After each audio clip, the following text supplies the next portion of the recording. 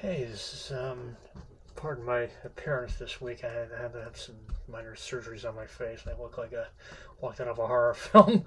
Um, this one will be Franz Kafka's In the Penal Colony.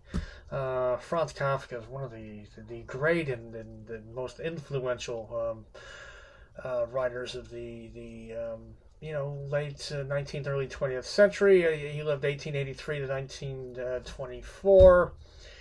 The Metamorphosis, where he has the famous opening sentence, one of the most famous opening sentences in all of Western literature, where Gregor Samsa awoke from uneasy dreams one morning to realize he'd been turned into a giant cockroach, as the usual. It's actually dung beetle is the literal translation there, but an amazing sort of opening sentence, and that is Kafka. And by the way, the rest of that piece is actually that story is actually it's kind of a difference between a short story and a novella. It's kind of a very long short story or a very short novella, about 75 pages, something like that. The rest of the story is sort of written as if in a very realistic manner. If you could just buy the initial conceit that a man woke up and he'd been turned into an insect, the rest of it is written as realistically as he could possibly make it. I mean, it takes this poor Gregor Samson to get several most of my pages just to get the sheets off himself. He can't turn the doorknob because he doesn't have hands and thumbs anymore, and he has to kind of bite down on it. I mean, it's kind of wild. And anyway, that's Kafka, and that is sort of how he that is his style and how he writes. And he's inspired his own. His name has been turned into an adjective, Kafkaesque. There was actually those Breaking Bad fans out there. I think there was an episode named Kafkaesque. It's a term you hear fairly often, actually. And Kafkaesque tends to describe, mostly you're talking about just sort of very odd, surreal things.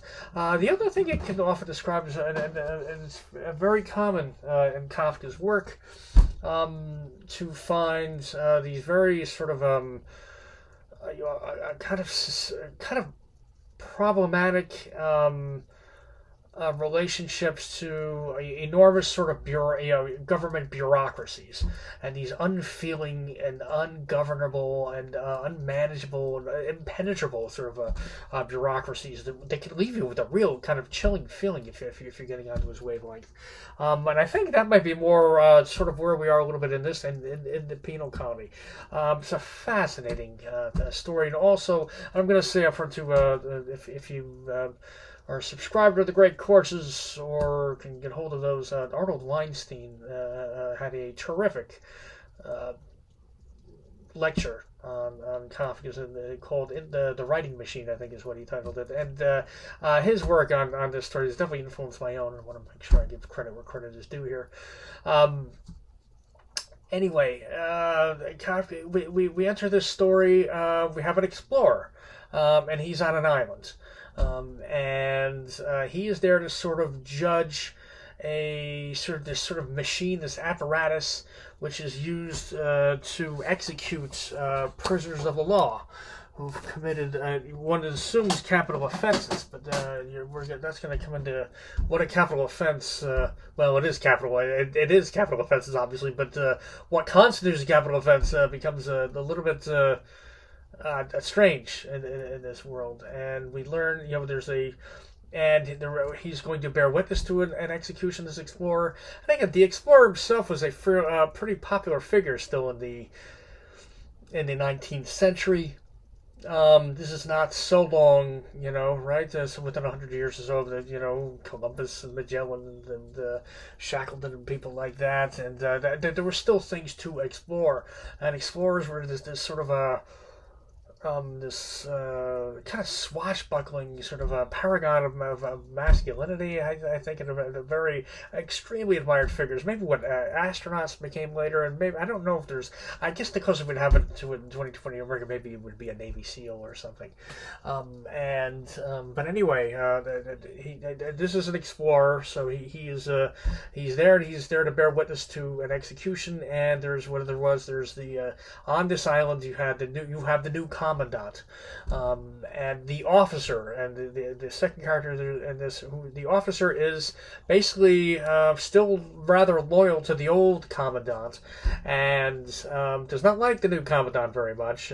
He sees him as being a bit wishy-washy and basically a lily-livered, weak-kneed liberal, sort of, is how he sees him. And boy, right away, it doesn't take too long before you start sort of seeing here. We are getting a very Old and New Testament, is what's being is what these are being representative of. And again, the old, if you recall your Bible at all, the Old Testament would be the he isn't even really a body or anything, right? I mean, when he does get painted, we usually get the old man with a long beard, sort of on top of a cloud somewhere. But that's the sort of sentimentalized, almost Disneyfied sort of version of it. Really, he's just sort of this voice in the sky, and he couldn't be more masculine than this god, right? He is very much about rules and punishments, and Moses loses his temper, hits the rock at 40 years into the desert with you, right? Poor Eve, eats one lousy fruit, and the women have to have labor pains or whatever for they're ever after that. So a very harsh God who wants to be worshipped and does not severely punishes those. A much more severe God. The God of the New Testament, who's the son of the Yahweh God of the Old, very different, right? He's been made fully human. And he's very much a feminized God. He's got the, even in the artistic representations of him, right? The slender sort of physique, and the long hair. There's really no important women. There are very few in the Old Testament. But the two Marys, and often protected by and surrounded by women. And again, he's not about so much. In fact, he's often flattering the rules, right? He's about unconditional mercy, graciousness, and unconditional love. Your enemy slaps on one cheek, offer him the other one, and sacrifice. That is a very different God than the one we get in the who demands a sort of sacrifice from his followers, but doesn't seem to need to, or he gave. I guess if you're to believe it, he gave mankind everything, or humankind everything. But anyway, there was a very different gods going on, right? And one is very much a masculine energy and a feminine energy. And here we have the old officer here who loves the old commandant, and he feels like there's really been something lost with the new one, who wants to get rid of this, and the big thing is he wants to get rid of this execution apparatus that the officer wants to keep. And anyway, he's really making his sales pitches as with great exuberance to the explorer. At first, we meet the prisoner who's going to be executed, and he's described again a very strange. He doesn't really seem to, almost as if he can't speak, and he's mute and bestial, stupid, slovenly, very animalistic, a real kind of unfeeling and seemingly thoughtless brute is what we seem to have. There's one great sentence there at the end, at least in the Muir translation, and where it seemed they could have just let him go out and run around in the pasture, and it would have only had to be whistled for to have him come back, right? So, but then we find out what he'd done wrong, which is he forgot he was watching his superior officer's door, and was supposed to salute it every hour on the hour, and the officer woke up to go to the bathroom or something at 3 in the morning or whatever, and walked out and found him asleep in the hallway and started beating him. And then when he beat him, the guy kind of went back at him, and for that he's being put to death, right? So again, this is extraordinary, sort of a overly. It's certainly a severe sort of punishment for such a minor crime. So we're discombobulated in a few different ways here as we're getting into this, but the officer himself, the more he talks, I think the reader cannot help but be a little bit taken. If not, I don't know if the readers ever. I don't know that I was ever thought if I were okay, if I were the explorer, would I be convinced? I don't think I ever got there that I'd be convinced by his argument, but I do become increasingly touched. And I do sort of see his point. I have an empathy for him by the end of this, which is shocking considering how far Kafka had to go. But what this machine, but it's also what the machine does, and what this machine does is it's inscribes. It's sort of like a giant. Imagine it like a sewing needle or even a tattoo sort of device, where it has a very sharp sort of instrument and it sort of sprays water. You're laid in a bed, so that sort of and it does almost seem crucifix-like. I don't know if your arms are outstretched, but you're strapped down to a bed. You put a gag. By the way, the gag had not even been washed from the last because his budget has been getting cut. Right, you couldn't even wash it from the last, which is about as gross as you can imagine. He's strapped in his gurney. This machine then sort of writes over and over again his sin into his body. What this person has done wrong. Then he's flipped over and it does it across his back. And again, it starts out just barely touching the skin. Then it goes maybe, that's probably 32nd of an inch deeper or something.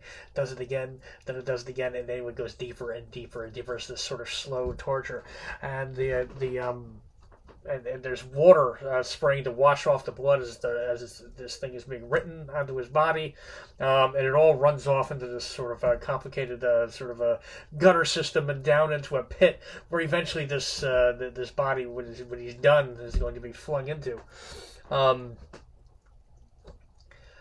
So, and as it goes,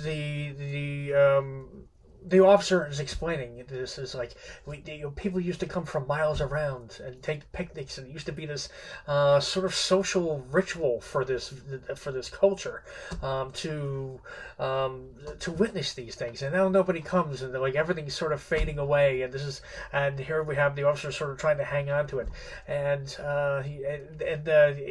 at one point he shows them their sacred, what is kind of a sacred text, and it's not implicated that it's a Bible or anything. It almost seems more like, say, the U.S. Constitution. It's their Constitution or something like that.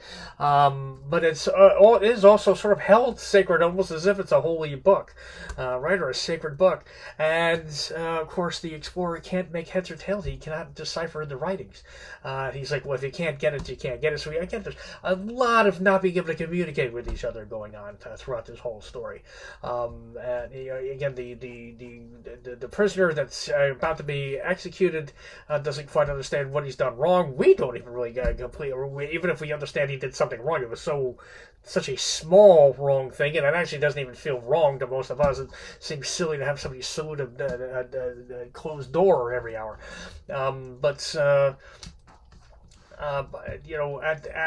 As he describes it, it's like it's described as if he reaches some sort of kind of a religious transcendence is how they seize the light, and that is what happens for eventually after they scream, and then after 4 to 6 hours, everything kind of goes numb, and then he stops sort of asking if he takes his lap. They give him like some pap, almost like oatmeal or something, and he kind of laps up like an animal with the dog. He's still strapped in his thing.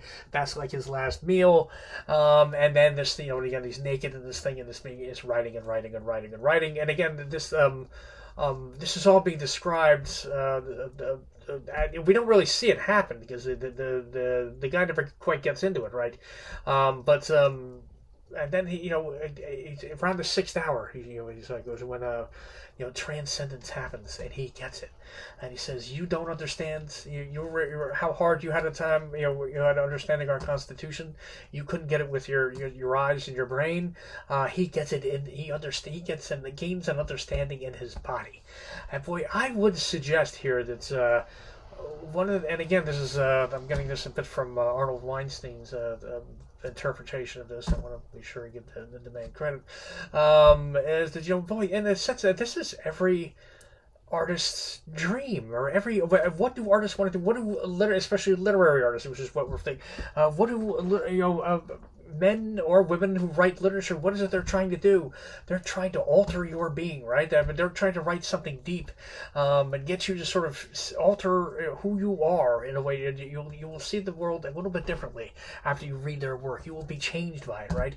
And here he comes up with this wild and kind of nightmarish still, contraption, but that writes the man's sin into his, writes it into his body to a point where he gets it to where it's again a religious sort of conversion kind of sort of experience, the sublime, transcendent sort of experience. So it is also this sort of weird Freudian wish fulfillment of all writers and what they really want their work to do, is how the officer describes this. And again, there used to be a lot of sort of camaraderie of the culture and everything surrounding this as well. And you do kind of, and even the officer himself, who's very much like us and is sort of appalled by the severity of all this, really kind of, he almost apologizes to the officer at the end. I'm sorry, but you made your case as strong as it could be made.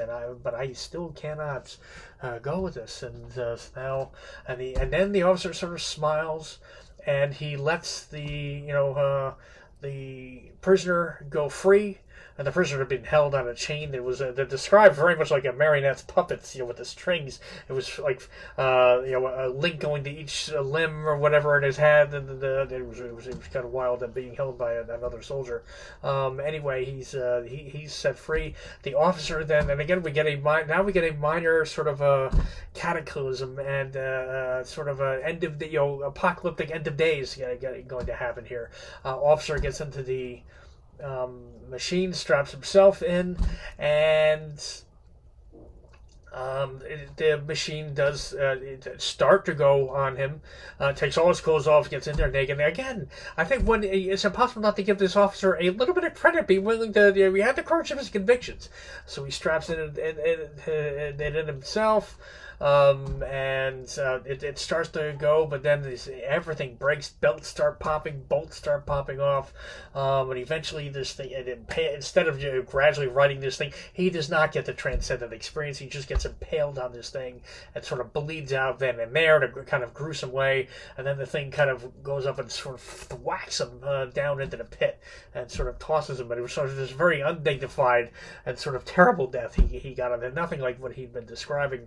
And the story does end with the explorer sort of wandering off, seeing the gravestone of the old commandant who had passed away, and that he would rise again is on the tombstone. And it ends with him getting the hell off that island and then sort of swinging a huge knotted rope to sort of keep the officer or the prisoner and the soldier who'd been guarding him from trying to escape this island, which again leaves the officer or the explorer maybe doesn't come off scot-free in this thing either. But that is anyway the Kafka's writing machine, in the penal colony. Remarkable story.